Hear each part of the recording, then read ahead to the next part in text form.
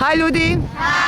Danas je veliki dan, službeno završavamo naš projekt, iako ćemo mi ptičice hraniti i dalje i brinuti se o njima, je li tako? Da.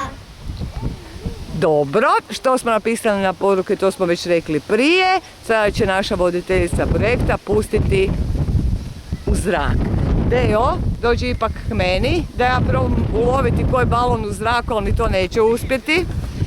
Kad ona prereže, kad Dragana prereže, ti ćeš dizati balon gore. Ovo će odletiti ko ludo, ljudi. Što mislite kamo?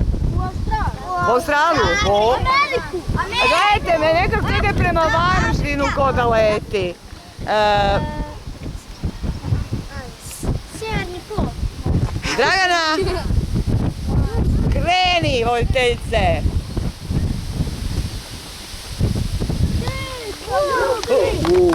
Bravo, bravo. Ptico, ljubci! To! Ptica ljubci! Isuse, kak je lepo! Ptica ljubci! Kak je lepo! Ptica ljubci! Isus! Ptica ljubci! Glej! Ptica ljubci! Ptica ljubci! Ptica ljubci! Samo snimaju me. Ptica ljubci! Zoniramo da vidimo jel možemo. Ptica ljubci! Niš se ne vidi od sunca, jel da? Ptica ljubci! Ptica ljubci!